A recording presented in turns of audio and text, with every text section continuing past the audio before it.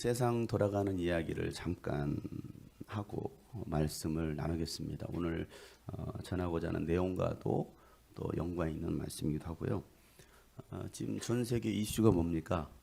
코로나 바이러스라는 것이 전 세계 이슈이기도 하고 또 전 세계가 이 공포에 사로잡혀 있습니다.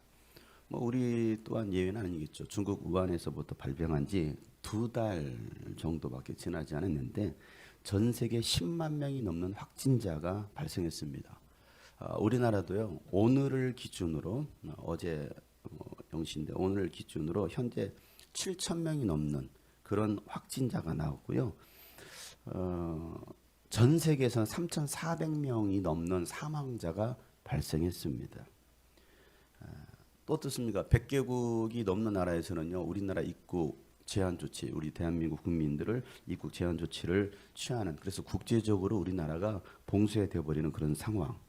어떻게 보면 지금 대한민국은요. 사면초가와 같은 그런 위기 상황에 놓여 있습니다.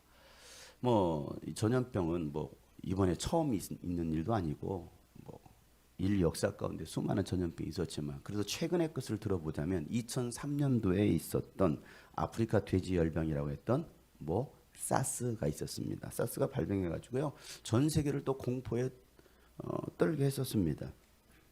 그 당시 2003년도 전 세계 8천여 명의 감염자가 발생했고요. 800여 명의 사망자도 나왔습니다. 그 당시 우리나라 대통령이었던 노무현 대통령은요. 초기 대응을 참 잘했어요. 초기 대응을 잘해서 우리나라에서 감염자가 4명밖에 나오지 않았고 사망자는 단 한 사람도 없었습니다. 그래서 국제적인 모범 사례가 되기도 했어요. 야, 대한민국만큼만 하면 된다 하고서 대한민국의 어떤 국제 위생에 관한 그런 모범적인 그런 나라로 칭찬이 자자했었습니다.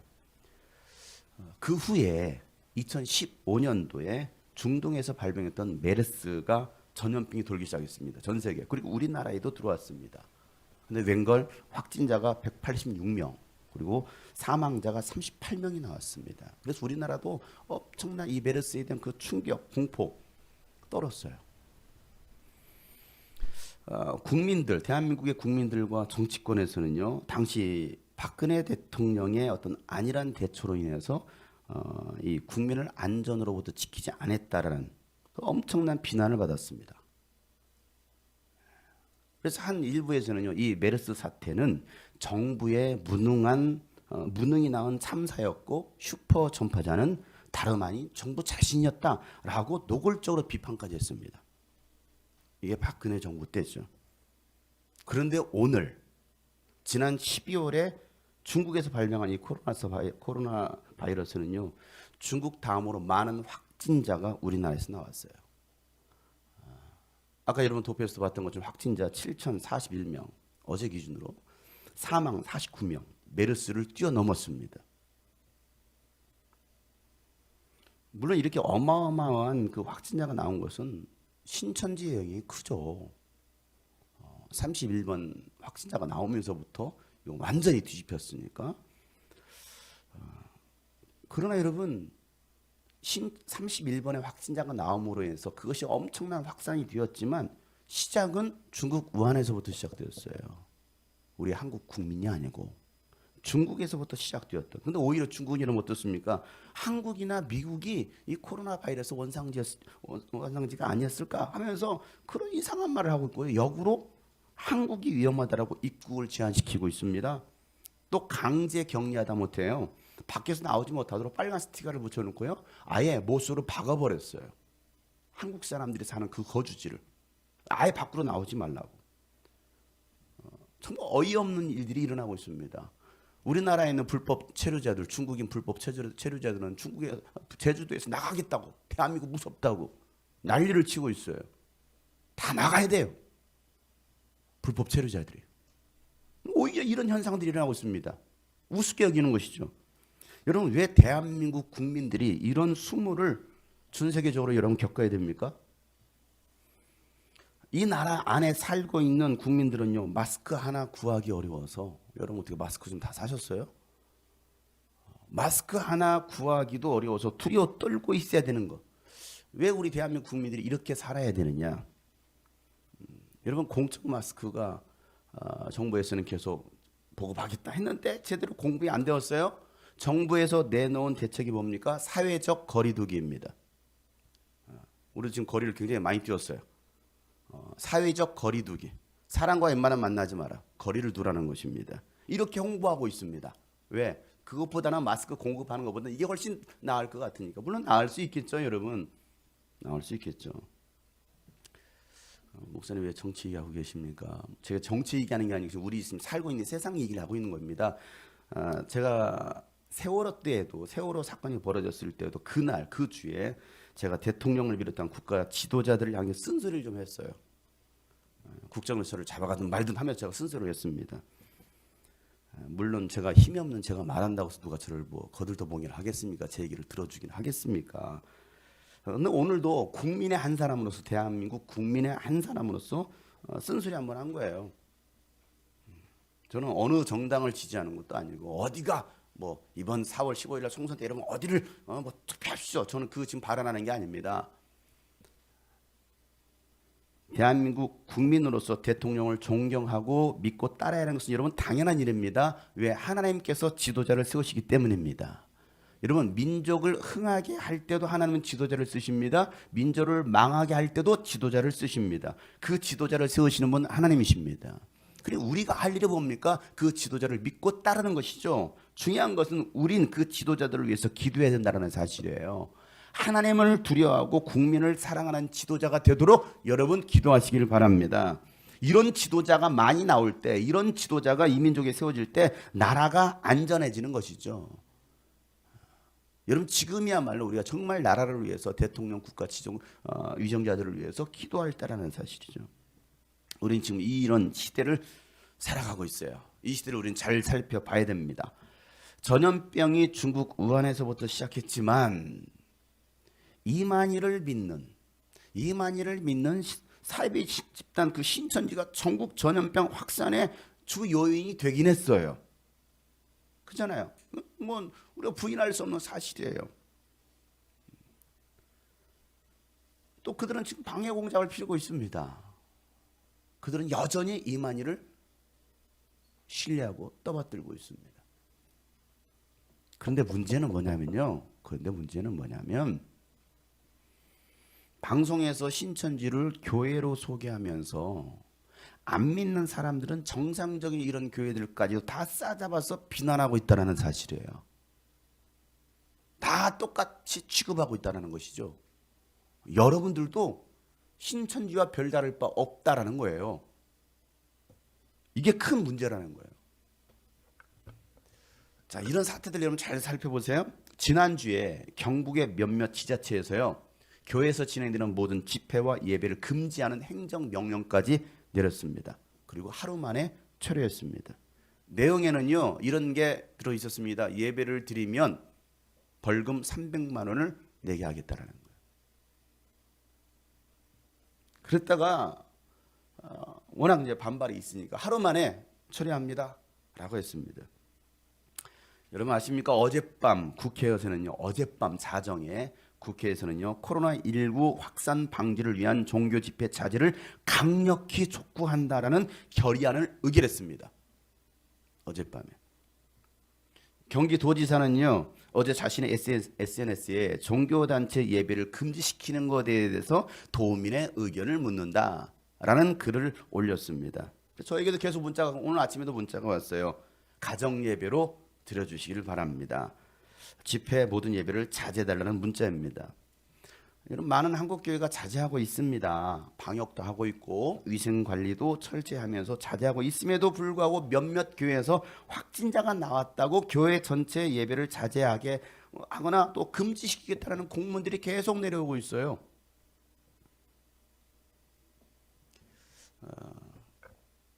지난주에 제가 대형마트를 가봤거든요. 대형마트를 가봤는데 뭐 평상시보다는 많지 않았어요. 평상시보다는 많지 않았지만 그래도 여전히 사람들은 그 대형마트에 많이 있었습니다. 자, 그들은 각자 마스크를 다 쓰고 있었어요. 그리고 위생에 신경 쓰면서 자기 할 일을 하고 있었습니다.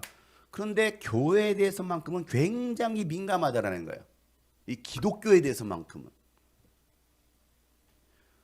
사람들이 많이 모이는 백화점이나 마트에서 확진자가 나오면 모든 백화점과 마트의 판매를 자제하라고 시킵니까? 잘 생각해 보세요. 자, 확진자가 대중교통을 이용하다가 그 대중교통을 이용했어요. 그럼 여러분 그 대중교통 운행을 자제하라고 여러분 지시합니까? 발견된 것이면요, 마트든 교회든 다 폐쇄합니다. 교회가 폐쇄하지 않는 게 아니라 폐쇄합니다. 그런데 유독이 왜 교회를 향하여서 사람들은 교회에서 예배를 드린다고 하면요, 사람들을 비난하기 시작합니다. 여러분들은 비난의 대상이 되고 있어요. 제가 오늘 그래서 회정을 웬만하면 찾지 말라고 했습니다. 모자이크 처리해서 나가야 될지도 몰라요. 교회가 마치 전염병을 퍼뜨리는 곳으로 사람들은 생각합니다. 이곳이. 그러니까 신천지화 시키는 거죠. 여러분, 교회에서 예배 드린다고 협박까지 해요. 너 교회 갔어? 협박합니다. 그래서 오늘 오지 못한 사람도 있을 거예요. 너 교회 갔다고? 이상한 눈으로 봅니다. 직장에 출근하지 못하게 하거나요, 교회 갔다라는 이유로. 교회 가면 출근하지 마세요. 심한 경우는요, 신천지 취급하면서 강제 휴직이나 퇴사까지 하라고 합니다. 지금 오늘 우리가 살고 있는 이 시대, 너 하나 때문에 우리 직장이 너 하나 때문에 우리 직장 멈추게 하지 말라라는 거예요. 너 하나 때문에 우리 직장 손해보게 하지 말라라는 거예요. 여러분, 이것은요, 전염병 예방이 아니고요, 잘 들으세요. 전염병 예방이 아니라 종교 탄압이 시작되었다고 생각하지 않으세요? 이젠 전염병 차원을 뛰어넘었습니다, 여러분. 종교 탄압이 시작되고 있어요. 뭐에 대해서? 기독교에 대해서. 예배를 자제하라고 하면서 온라인 예배로 형식만 바뀐 것이라고 말을 합니다. 형식만 바뀌었대요. 여러분 꼭 여기서 뭐 해야 됩니까? 집에서 예배하면 되지. 형식만 바뀐 거예요. 우리는 탄압하는 게 아닙니다. 라고 말을 하고 있습니다. 여러분, 형식이 바뀐 것이 아니라 여러분은 지금 철저히 감시당하고 있는 거예요. 예배당에 모여서 예배하면 정부 방침을 따르지 않고 국민 건강을 위협하는 나쁜 교회인 거고, 온라인 예배를 드리는 교회는 좋은 교회라는 식의 프레임을 만든 거예요, 여러분. 지금은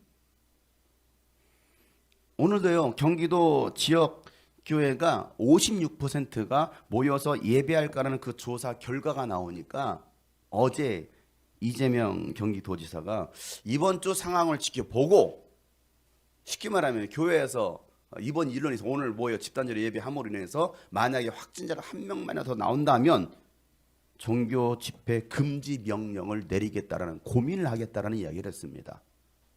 오늘을 기점으로 이번 주에 이제 교회 안에서 얼마나 나오느냐. 우리는 이번 주 만약에 이번 주 이게 법으로 금지를 시키면요, 이제 우리는 모여서 예배하는 것이 불법이 됩니다. 저는 주동자가 되는 거고요, 저는 고발당할 겁니다, 대표로서. 여러분들은 공범자가 되는 거예요. 같이 이 모임에 함께했기 때문에. 고발하는 자와 고발당하는 자, 누군가는 여러분을 감시하면서 교회 갔다고 고발할 겁니다. 교회 갔다며 고발할 거예요. 그런데 놀랍게도요, 예수님께서 마지막 때가 되면 이런 일이 일어날 것이다라고 말씀하고 계십니다. 마태복음 24장에 보면요, 9절에 그때 사람들이 너희를 환난에 넘겨줄 것이며, 이렇게 말합니다. 환난에 넘겨준다는 거예요. 그리고 너희를 뭐 할 거라는 거? 죽일 거라는 거예요. 고발하겠다라는 것이죠. 또 너희는 내 이름 때문에, 예수 이름 때문에 모든 민족에게 미움을 받을 것이다. 이거 예수님이 하신 말씀이에요. 예수 이름 때문에 모든 민족에게 미움을 받을 것이다. 다른 종교는 다 중단하는데 왜 기독교만 중단하지 않느냐? 다른 종교는 진리가 없거든요. 생명의 종교가 아니거든요. 기독교는 어떻습니까? 생명의 종교거든요. 하나님, 살아계신 하나님을 섬기는 거거든요. 하나님을 예배하는 거거든요. 정부가 하는 일에, 정부가 지시하는 거 우리가 반대하는 게 아니에요. 협조하고 있잖아요. 기독교 협조하고 있습니다. 대형교회 많은 교회들이 문 닫았어요, 여러분. 100일 주년 3.1절 기념주일에 대부분의 대형 교회들이 문 닫았어요. 또 자진해서 많은 교회들이 문을 닫았습니다. 그럼에도 불구하고 너희들 다 닫지 않았잖아. 손가락질하는 거예요? 고발하는 거예요? 왜 100% 말을 안 들어? 우리 국민이 그렇게 정부의 말을 잘 들었나요? 그렇게 법을 잘 따랐나요? 그런데 왜 이거에 대해서만큼은? 누가복음 12장 53절 말씀에 보면요, 예수님께서도 마지막 때에 관한 말씀 이렇게 말씀하셔요. 아버지가 아들에게 맞선대요. 아버지가 아들을 고발합니다. 아들이 아버지에게 맞선대요. 아들이 아버지를 고발합니다. 어머니가 딸에게 맞서고요. 딸이 어머니에게 맞서고요. 시어머니가 며느리에 맞서고요. 며느리가 시어머니에 맞서서 서로 갈라질 거래요. 이게 마지막 때 일어날 일이라고 예수님이 하신 얘기잖아요. 그러니까 감시자들, 고발자들이 여러분 안에 있어요. 여러분 집 안에 있다라는 거예요. 가까운 곳에 있다라는 거예요. 내부자들, 고발자들. 여러분 지금은 시작에 불과합니다. 여러분 지금 일어나고 있는 이런 일들이요, 대한민국 이제 시작이에요. 이제 첫 발을 내디딘 거예요. 여러분 교회가 뒤로 물러서고 있습니다. 여러분 어떻게 하시겠습니까? 그래도 예배하시겠습니까? 여러분 일제 강점기에도 6.25 때도요, 교회가 예배를 포기하지 않았고요, 목숨 걸고 예배를 지켰던 때를 생각하면요, 마음이 아프지 않을 수가 없는 거예요. 이런 상황들이. 물론 코로나와의 전쟁이라고 말을 합니다. 여러분 이럴 때일수록 그리스도인은 하나님 앞에 엎드리고 하나님 앞에 회개하면서 나와야 됩니다. 제가 이런 말로 선동했다고 전 고발당할 수도 있어요. 왜? 지금 방송되고 있잖아요. 유튜브, 페이스북 다 방송되고 있습니다. 저 고발당할 수 있습니다. 그래도 저는 하나님의 말씀을 선포해야 되기 때문에 또 여러분은 하나님의 음성을 들어야 됩니다. 역대하 7장에 뭐라고 하나님께서 말씀하십니까? 들어라, 내가 하늘을 닫고 비를 내리지 아니하거나 메뚜기를 시켜서 땅을 황폐하게 하거나, 어제 나눴던 말씀인데요. 지금 중국에 지금 메뚜기 떼가, 중동에서 메뚜기 떼가 어마어마한 메뚜기가 지금 날아오고 있습니다. 그 중국 온 땅을 막 그냥 쓸어버릴 정도의 메뚜기 떼가 지금 밀려오고 있어요. 메뚜기 재앙을 당하거나 나의 백성 가운데 연병, 전염병이 들게 할 때에 내 이름으로 일컫는 나의 백성이 스스로 겸손해져서 기도하면서 나를 찾고 악한 길에서 떠나면 내가 하늘에서 듣고 그 죄를 용서해주고 그 땅을 다시 번영시켜 주겠다라고 하나님께서 말씀하십니다. 이 땅을 회복시켜 주시겠다는 거예요. 뭐 할 때? 믿는 자들이 겸손하게 하나님께 엎드리라는 거예요. 그동안 교회가 너무 교만했어요. 기독교인들이 너무나 교만했습니다. 너무나 부패했습니다. 타락했습니다. 하나님도 없어요. 한국교회 정말 철저하게 이번 기회에 엎드리고 회개해야 됩니다. 그리고 하나님 앞에 나가야 됩니다. 겸손하게 엎드려서 주님 앞에 회개하고 나가면 그들의 죄를 용서하시고 이 땅을 회복시켜 주시겠다는 말씀하시는 거예요. 여러분 이 말씀을 꼭 기억하시길 바라요. 오늘 본문은요, 바울이 고발당하는 장면이잖아요. 예루살렘에서 바울을 죽이기 전까지는 아무것도 먹지 않겠다고 선언했던 사람이 몇 명이었습니까? 40명이 넘는 사람이 있었습니다. 또 바울을 죽이려고 음모까지 꾸몄습니다. 근데 그 소식을 알게 되었죠. 그 소식을 안 천부장은요, 바울을 수많은 군사들로 호위하게 해서 어디로? 가이사랴에 있는 벨리스 총독에게로 데리고 갔습니다. 이게 지난주 말씀이잖아요. 그리고 바울은요, 이 가이사랴 해력궁에 갇히게 됩니다. 군인들이 지키고 있겠죠. 여러분 이스라엘 다녀오셨던 분은 가이사랴 생각나세요? 가이사랴가 어딘지? 안 다녀오신 분들을 위해서 바울이 갇혀 있었던 그 가이사랴를 영상으로 준비했습니다. 한번 보세요. 저 원형 경기장입니다. 그 시대예요.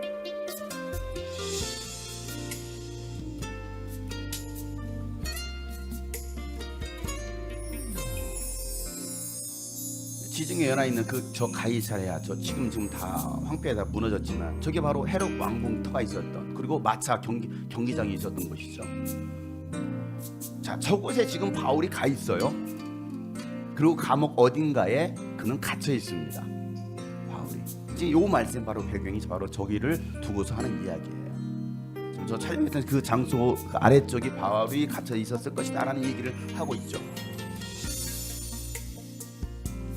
자, 이 천부장은 바울을 이 가이사라로 벨리스 총독에게로 데리고 와서 그는 지금 헤롯 궁에 갇혀 있는 상황이고 5일이 지난 다음 닷새 뒤에 대제사장 예루살렘에 있었던 대제사장 아나니아가 몇 명의 장로들과 더들로라는 변호사를 데리고 와서 총독에게 바울을 고소하는 장면이에요. 자, 2절 말씀. 우리나라에도 고소 잘하는 변호사 한 명 있죠? 자, 2절 다 같이 시작. 바울을 불러내니 더둘로가 고발하여 말하였다. 벨리스 총독님, 우리는 총독님의 덕분으로 크게 평안을 누리고 있습니다. 그리고 각하의 선견 지명의 덕택으로 개혁을 많이 이룰 수 있었습니다. 자, 보세요. 여러분, 대제사장이 데리고 온 변호사의 이름이 뭐예요? 더둘로예요. 이름처럼 더둘로 되잖아요. 예? 자, 뭐라고 더둘로 됩니까, 여러분? 더둘로니까 더둘로 되는 거예요. 자, 먼저는 총독을 향해서 아첨의 말을 굉장히 쏟아냅니다. 아첨의 말을. 자, 이 2절 말씀. 자, 이 말을 지금 우리 식대로 하면요, 이런 말이에요. 문재인 대통령님, 우리는 대통령님의 덕분으로 크게 평안을 누리고 있습니다. 그리고 대통령 각하의 선견 지명의 덕택으로 이 나라에서는 개혁을 많이 이룰 수 있었습니다. 우리나라에도 엄청난 개혁이 일어났죠. 자, 그 다음 뭐라고 말하고 있을까요? 3절 4절 시작. 우리는 어떤 면으로나 또 어디에서나 이것을 인정하며 감사하여 마지 않습니다. 나는 총독님을 오래 방해하지 않겠으니 너그러우신 마음으로 우리를 고발을 잠깐 들어주시기 바랍니다. 자, 이게 더들로가 하는 고발의 내용입니다. 잠깐만 시간 내서 들어주십시오 라고 말하면서 그 고발 내용이 5절부터 9절이에요. 자, 이 내용들을 읽어보면요, 지금 우리의 상황과 거의 비슷합니다. 자, 뭐라고 말하는지 이게 보세요. 시작. 우리가 본 바로는 이 자는 연병 같은 자요, 온 세계에 있는 모든 유대 사람에게 소란을 일으키는 자요, 나사렛 도당의 우두머리입니다. 그가 성전까지도 더럽히려고 하므로 우리는 그를 붙잡았습니다. 총독님께서 친히 그를 신문하여 보시면 우리가 그를 고발하는 이유를 다 아시게 될 것입니다. 그러자 유대 사람도 이에 합세하여 그의 말이 모두 사실이라고 주장하였다. 여러분, 방금 했던 이 더들로가 했던 이 고발의 내용, 사실과 전혀 다른 거짓 정보였어요. 거짓말로 고발하고 있는 거예요. 자, 그런데 이 내용을 보면요, 우리나라 교회 상황과 똑같지 않아요? 자, 이 내용 지금 제가 사전에 이 얘기했던 것이 바로 그 얘기입니다. 똑같아요. 믿지 않는 사람들이 믿는 자들을 또 교회를 고발합니다. 뭐라고 고발합니까? 교회는 연병 같은 곳, 전염병을 퍼뜨리는 곳. 지금 그 얘기하고 있는 거예요. 전염병을 퍼뜨리는 것. 그래서 온 세계에 있는 모든 사람에게 소란을 일으키는 집단이라는 거예요. 마치 신천지처럼 해외에서도 그렇게 지금 방송하고 있습니다. 한 집단에 의해서 대한민국이 이렇게 확산자가 엄청나게 늘어났다. 교회를 지금 이렇게 소란을 일으키는 집단이라고. 장용성 목사는 나사렛 도당의 우두머리, 두목이라는 거예요. 그래서 교회를 신천지와 같이 세상에서 없어져야 될 집단으로 생각하고 고발한다는 거예요. 자, 이게 이제 일어날 수 있어요. 이제 일어날 수 있어요. 이번 주 여러분 잘 지켜보세요. 여러분, 2000년 전이나 지금이나 기독교를 오해하고 비난하는 무리들이 있습니다. 여러분, 더들로의 그 거짓 고발에 유대인들이 뭐합니까? 합세합니다. 옳소 맞습니다 하면서 그 변호사의 말이 사실이라고 주장하는 거예요. 맞습니다. 기독교를 혐오하는 무리들은요, 기독교를 굉장히 비난합니다. 그냥 싫은 거예요. 이제는 여러분들 벌레 보듯 쳐다볼 겁니다. 오늘 교회 와서 예배했다고. 여러분 뭐라고 변명하시겠어요? 자, 오늘 내일 직장 가서 교회 갔다 왔다며? 교회 갔다 왔어? 아니, 교회 다닌 사람인지 알 테니까. 교회 갔어 어제? 뭐라고 변명하시겠어요, 여러분? 그냥 어떤 사람 교회 안 갔어요. 갔는데도 안 갔어요. 아니, 이제 안 갈 거예요 라고 말하시겠습니까? 어떤 변명하시겠어요? 여러분, 바울의 변명을 한번 들어보세요. 바울의 변명. 이 더 변호사의 짧은 거짓 내용에 비해요, 바울의 변명은요 아주 명확하고요 사실에 근거한 내용으로 자신을 변호하기 시작합니다. 자, 10절부터 21절 말씀까지인데 긴 말씀이다. 한번 쭉 봅시다. 시작. 그때 총독이 바울에게 말하라고 머리를 끄덕이니 바울이 대답하였다. 총독님께서 열흘 동안 이 나라에 재판전에 계신 것을 내가 알고 있습니다. 그러면 나는 기쁜 마음으로 내가 한 일을 변호하겠습니다. 내가 예루살렘에 예배로 올 며칠 됐어요? 12일밖에 되지 않았다는 것을 총독이 곧 아실 것입니다. 그리고 나를 고발한 사람들은 내가 성전에서나 회당에서나 성내에서 누구와 논쟁을 하거나 군중을 선동해서 모으거나 하는 것을 보지 못한 사람들이죠. 지금 그들은 내가 한 일을 들어서 고발하고 있어요. 자기가 직접 본 게 아니라 뭐해서? 들어서. 교회가 어떤 것인지를 알지 못하면서 그냥 대충 주워 들은 걸로 교회를 비난하는 것이죠. 고발하는 거예요. 예수님이 누군지도 몰라요. 근데 대충 들어서 교회를 싸잡아서 비난하는 거예요. 자, 들어서 고발하고 있지만 시작. 총독님께 아무 증거도 제시할 수 없습니다. 증거가 없어요. 사실이 아니니까. 그러나 나는 총독님께 이 사실을 고백합니다. 그것은 내가 그들이 이단이라고 하는 그 도를 따라 우리 조상의 하나님, 누구를 섬겨요? 하나님. 이 저들의 유대인들의 조상의 하나님을 나도 섬기고 율법과 예언서에 기록되어 있는 모든 것을 믿습니다. 나도 율법을 믿습니다. 그리고 나는 누구에게 소망을 뒀어요? 하나님께 소망을 두고 있는데 나를 고발하는 이 사람들도 그 소망이 이루어지를 똑같아. 저 사람들 나랑 똑같습니다. 그잖아요. 신앙이 똑같아요. 신앙관이 똑같아요. 자, 곧 그것은 의로운 사람들과 불의한 사람들의 부활이 장차 있으라는 것입니다. 그러므로 나도 언제나 하나님과 사람들 앞에서 거리낌 없는 양심을 가지려고 힘쓰고 있습니다. 나는 내 결례에게 구제금을 전달하고 하나님께 제물을 바치려고 여러 해 만에 고국에 돌아왔습니다. 그들은 내가 제물을 바치는 절차로 성전에서 정결 예식을 행하는 것을 보았을 뿐이고 내가 작당을 하거나 소동을 일으키는 것을 보지 못하였습니다. 자, 이 말씀 기억하십니까? 몇몇 사람을 머리를 깎게 하고 나서, 그죠? 머리를 깎게 하고서 이 정결 예식에 참여하라. 그 말씀 기억나시죠? 지금 그 얘기를 하고 있는 거예요. 그 다음 시작. 그 자리에는 아시아에서 온 몇몇 유대 사람이 있었죠. 그들이 막 또 소란을 일으켰잖아요. 지난 말씀을 잘 기억하세요. 자, 내가 한 일을 들어 고발한 것이 있으면 그 사람들이 총독 앞에 나타나서 고발했어야 마땅할 것인데 그렇지 않으면 내가 의회 앞에서 끌려가서 섰을 때 이 사람들이 내게 무슨 잘못을 찾아내는지 그것을 말하라고 해보십시오. 다만 나는 그들 가운데 서서 말하기를 시작. 오늘 내가 여러분에게 재판을 받고 있는 것은 죽은 사람들의 부활과 관련된 문제 때문입니다 하는 이 한마디 말을 부르짖었을 뿐입니다. 여러분, 바울의 이 긴 변호 내용의 핵심이 뭐예요? 부활이에요. 부활의 소망, 이겁니다. 믿는 자의 부활, 하나님께 둔 소망에 관한 내용을 명확하게 바울은 전달하고 있어요. 이게 기회예요. 총독에게 전할 수 있는 기회. 여러분 이런 상황에 맞닥뜨린다는 여러분 무엇을 변호하시겠어요? 그 둘러댔던 그 더 변호사처럼 권력자 앞에서 아첨의 말, 거짓말로 여러분 고발하시겠어요? 적어도 그렇게는 안 하시겠죠. 여러분들이 주님 일꾼 구신교회 다닌다며? 아니요. 장현수 목사와 함께 있었다며? 몰라요. 어제부터 제가 그만뒀어요. 이제 교회 끊었어요. 어떤 사람은 교회 끊었다는 말을 하더라고요. 이제 학생들 가운데 그런 말에 학원 끊듯이 교회도 끊었대. 목사님 저 이제 교회 끊었어요. 안 가요. 끊었다가 붙였다가 하는 것이 교회인가요? 적어도 여러분은 이렇게 거짓말로 안 하시겠지만 여러분이 믿는 이 구원의 돌이 하나님께 둔 부활의 소망에 관한 말씀을 담대하게 전할 수 있겠느냐는 거예요. 어떤 상황 속에서도 담대하게 부활의 복음을 전할 수 있는 믿음이 여러분의 있기를 주의 이름으로 축복합니다. 벨리스 총독이 바울의 말을 들어보니까 잘못한 게 하나도 없는 거야. 팩트 체크를 해봤잖아 방금. 그죠? 팩트 체크를 해보니까 그 더 변호사의 말이 다 가짜 뉴스야. 가짜 뉴스.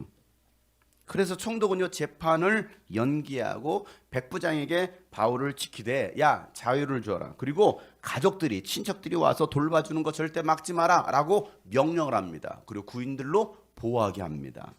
그리고 며칠 뒤에 총독은요 바울을 조용히 만납니다.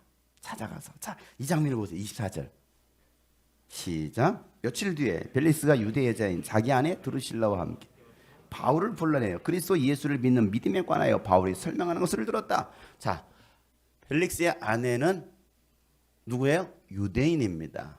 이름은 드루실라예요. 유대인.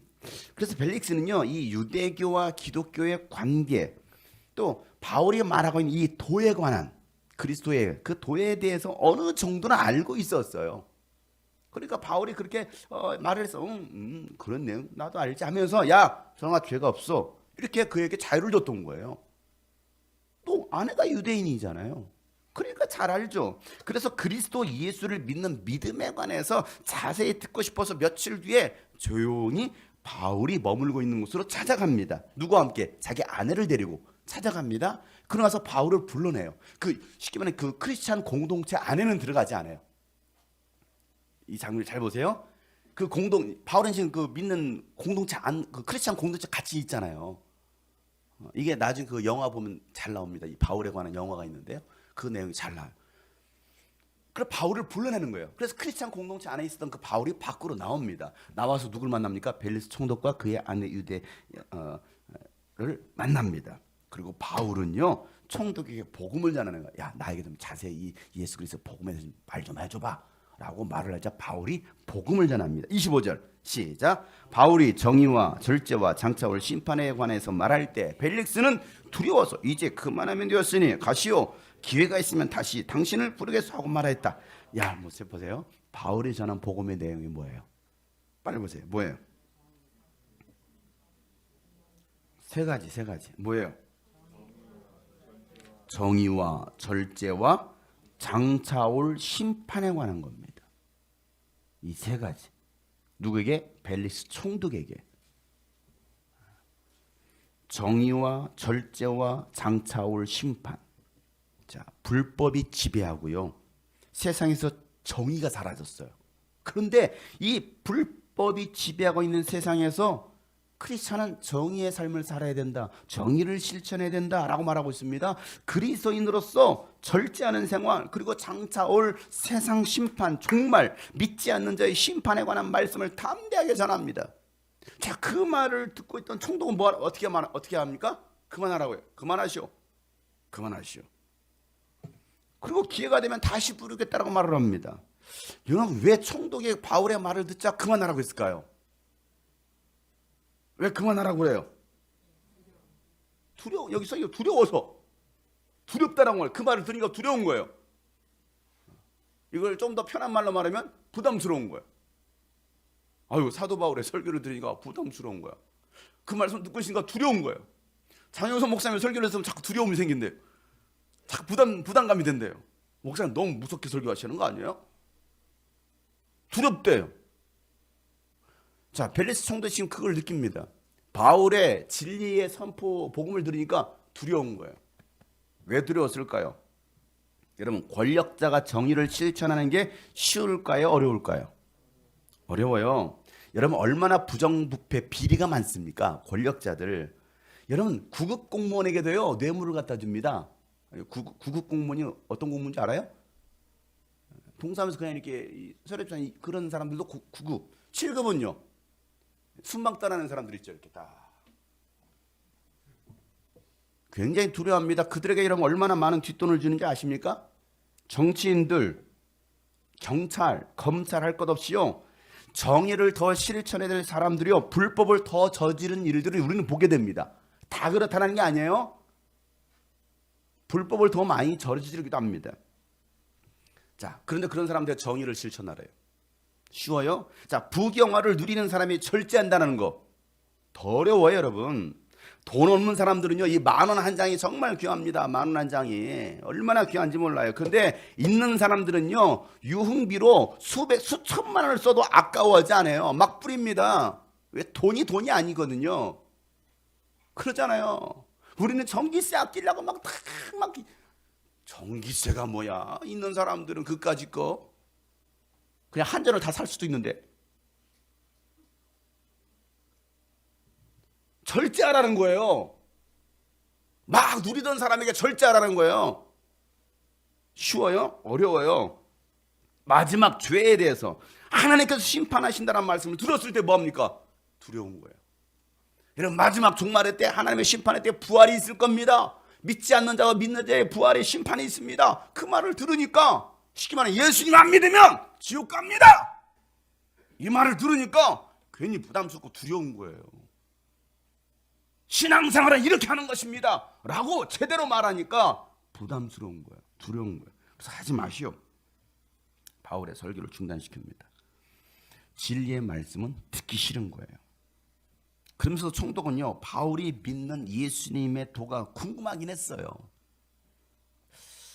왜 그랬을까요? 사실 그 마음에는요, 도보다는요, 돈이었어요. 이게 한계 차이인데. 도보다는 뭐에 관심이 있어요? 돈에 관심이 있어요. 자, 26절에요. 읽어보세요. 시작. 동시에 그는 바울에게서 돈을 받을까 하고 은근히 받았다. 그래서 그는 바울을 자주 불러내어 이야기를 나눴다. 총독이 바울에게 자유도 줬죠. 그러니 뒤도 봐준다고 생각했기 때문에 그잖아요. 바울을 지금 뒤를 봐준다고 생각하지 않습니까? 바울이 총독에게 뒷돈을 주지 않을까라는 흑심을 가지고 바울을 찾아갑니다. 도도 궁금하겠지만 그 도를 이용한 돈을 요구하고 있는 거예요. 왜? 바울이 구제금을 가지고 예루살렘에 가서 예루살렘 교회 구제금 냈죠. 또 자기 하나님께 헌금도 하죠. 그런 얘기를 들으니까 나에게도 돈을 주지 않을까라는 생각, 악한 생각을 가지고 있어요. 신천지가 대구시에 120억을 기부했습니다. 120억. 그 돈이 어떤 돈인데?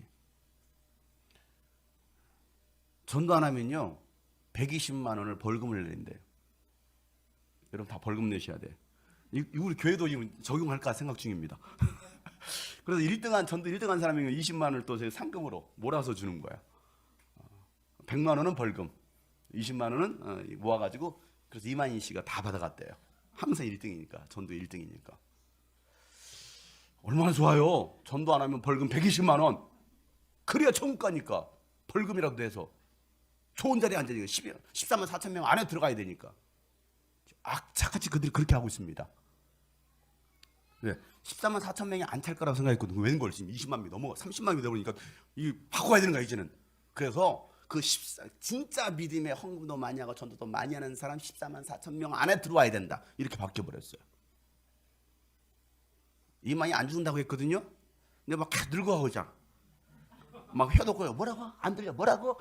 방송에 나와가지고 이러니까 막 죽어가고 있거든. 교리를 바꿔야 돼요. 어떻게 바꾼지 아십니까?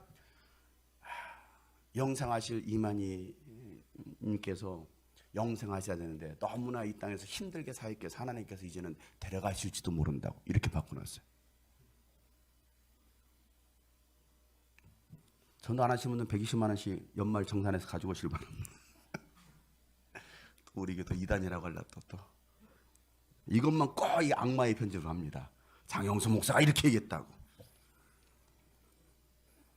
여러분 신천지가 대구시에 120억을 내놓듯이 바울도 그러지 않을까라는 생각을 지금 누가 하고 있습니까? 총독이 하고 있는 거예요. 그런데 바울은 뭐만 하고 있어요? 복음만 전하고 있어요. 돈 줄 줄 알았는데 복음만 전하고 있어요. 자, 그래도 총독은 돈을 바라고 뭐합니까? 자꾸 바울을 부릅니다. 계속 얘기합니다. 계속. 그래도 바울은 변함없이 복음만 전해. 회개하시오. 천국이 다가오고 있습니다. 사랑하는 성도 여러분, 여러분은 복음을 들었을 때 여러분 마음 가운데 부담감이 들어옵니까? 아니면 순종하겠다는 마음이 들어옵니까? 예수 그리스도의 복음, 정의와 절제와 심판의 말씀을 가슴에 담고 어떤 상황 속에서도 끝까지 믿음을 지키고 천국 부활의 복음을 주님 오시는 날까지 온 열방에 증거하는 저와 여러분 되시길 예수 이름으로 축복합니다. 누군가가 여러분을 고발한다 할지라도 여러분 두려워하지 마시고 늘 여러분 곁에서 일하고 계시는 하나님을 바라볼 수 있기를 예수 이름으로 축복합니다. 당신을 고발합니다. 오늘 말씀 제목이잖아요. 당신을 고발합니다. 그렇다 할지라도 여러분 두려워하지 말자고요. 두려워하지 말, 염려하지 말자고요. 이 세상을 주관하시는 분은 하나님이십니다. 여러분 국가적인 위기, 개인적인 위기, 우리 성도들도 여러분 이번 정말 많은 어려움을 겪고 있다는 거 알고 있어요. 경제적인 위기, 수많은 위기를 겪고 있습니다. 고난의 삶 가운데 오늘도 힘겹게 또 치열하게 살아가고 계신 여러분, 지금 당장 고난의 문제가 해결되지 않는다 할지라도, 여러분의 기도가 즉시 응답되지 않는다 할지라도, 여러분 욕과 같은 그 고난 너머에 더 큰 고난이 기다린다 할지라도 해결되지 않았음에도 오직 하나님만을 신뢰합시다. 오직 살아계신 하나님을 예배하면서 살아갈 수 있는 저와 여러분 되시길 예수 이름으로 축복합니다. 오늘 이 말씀이 바로 그 내용이에요. 어쩌면 이렇게 우리나라 상황과 계속 연결되는 말씀이 제가 일부러 짜맞추는 건 아닌데, 여러분 비슷비슷하게 전개되고 있지 않아요? 다음 주 말씀이 기대되죠, 여러분? 어떤 말씀이 우리나라에 또 펼쳐질지. 바울이 감옥에 갇힙니다. 보이지 않아요. 제가 지난주 있었던 상황들을 쭉 묵상하면서 곡을 하나 만들었어요. 어제 우리 미니 캠프 때 불렀는데, 보이지 않아도 들리지 않아도 늘 곁에 계시는 내 주님, 내 눈을 열어서 주님 보게 하여 주십시오. 큰일 행하시는 나의 주님을 보기 원합니다. 이런 우리 성도들 정말 힘들어하고 있어요. 너무나 아파하고 있고. 그래서 참 마음이 안타까워요. 저도 내가 우리 성도들을 위해서 뭘 어떻게 할 수 있을까.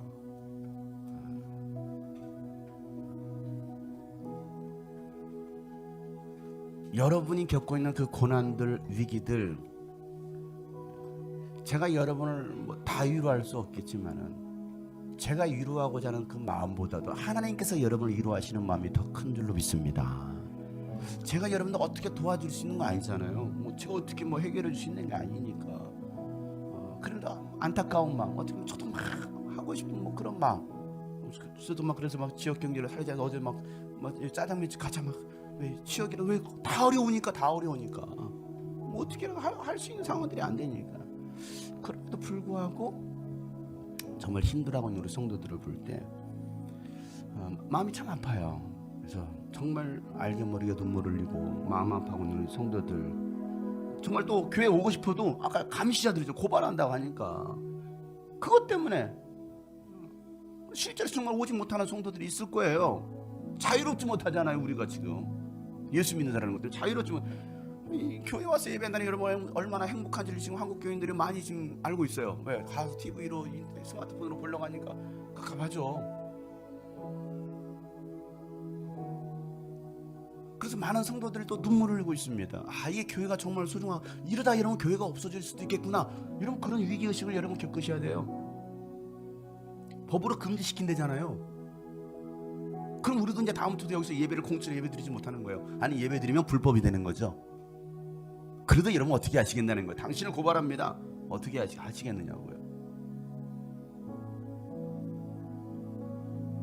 그래도 주님은 우리를 안아주시고 나를 찾아와 주십니다. 우리는 내 눈을 열고 내 마음을 열어서 주님을 보고 주님을 좀 알았으면 좋겠습니다.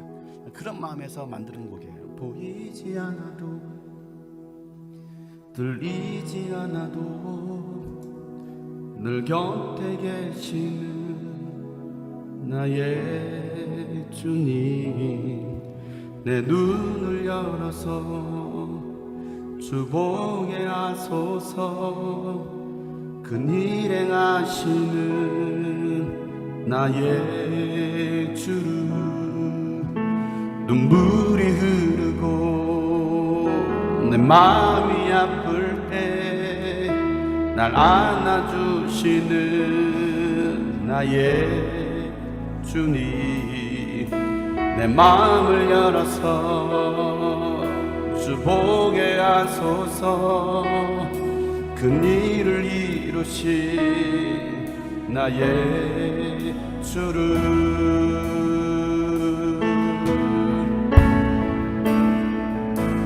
나 주를 보기 원해.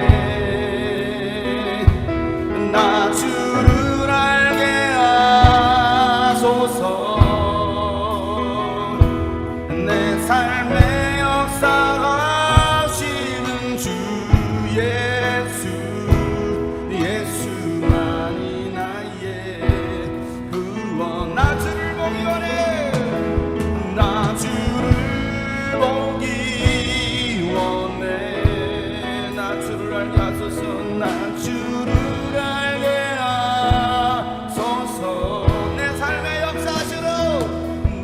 삶에 역사하시는 주 예수, 예수만이 나의 구원. 보이지 않아도 들리지 않아도 늘 곁에 계시는 나의 주님, 내 눈을 열어서 주 보게 하소서. 그 일을 행하실 나의 주를 눈물이 흐르고 내 마음이 아플 때 날 안아주시는 나의 주님, 내 마음을 열어서 주 보게 하소서. 큰 일을 이루시 나의 주를, 나 주를 보기 원해. 나 주를 알게 하소서. 나 주를 알게 하소서. 내 삶에 역사하시는, 내 삶에 역사하시는 주 예수, 예수만이 나의. 나 주님을 보기 원합니다. 나 주를 보기 원해. 나 주를 보기 원, 나 주님을 알기를 원합니다.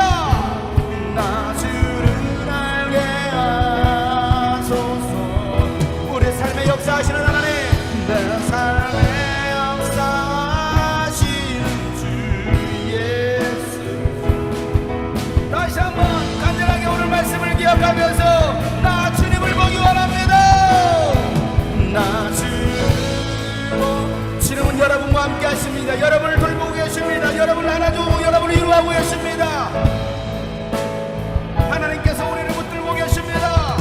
내 삶에 역사하시는, 내 삶에 역사하시는 주 예수, 예수만이.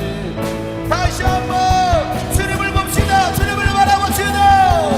나 주를 보기. 여러분, 이 위기를 이겨낼 수 있는, 이 고난을 이겨낼 수 있는, 당장 이 고난의 문제가 해결되지 않았다 할지라도 오직 하나님을 바라보시려면 나갑시다. 우리 삶 속에서 역사하시는 그 하나님을 바라보며 예배합시다. 여러분, 이제 그곳에서 주님을 찾으세요. 주님을 바라보세요. 다 같이 한번 간절하게 기도합시다. 하나님, 우리 성도들이 고난 가운데 있습니다.